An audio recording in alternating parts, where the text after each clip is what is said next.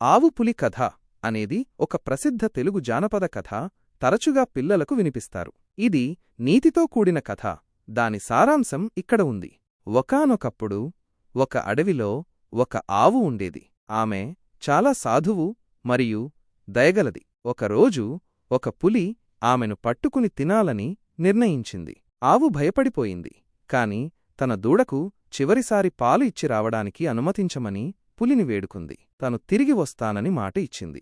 పులి ఆమె నిజాయితీకి ఆశ్చర్యపోయింది మరియు అంగీకరించింది. ఆవు ఇంటికి వెళ్లి తన దూడకు పాలు ఇచ్చి పరిస్థితిని తన కుటుంబానికి వివరించింది. వారు కలవరపడినా ఆమె వారికి వీడ్కోలు చెప్పి పులి వద్దకు తిరిగి వచ్చింది. ఆవు నిజాయితీని చూసి పులి ఆశ్చర్యపోయింది మరియు ఆమెను విడిచిపెట్టింది. నిజమైన బలం శక్తిలో కాదని, దయ మరియు నిజాయితీలో ఉందని అతను గ్రహించాడు.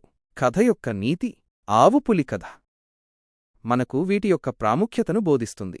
నిజాయితీ: ఆవు నిజాయితీ పులిని ఆకట్టుకుంది మరియు చివరికి ఆమె ప్రాణాలను కాపాడింది. దయ: ఆవు దయగలది మరియు సాధువు.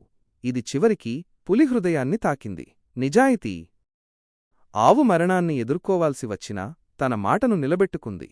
ఈ కథ సాంప్రదాయ కథలు పిల్లలకు ఆకర్షణీయమైన రీతిలో విలువైన జీవిత పాఠాలను ఎలా అందించగలవు అనేదానికి ఒక ఉదాహరణ.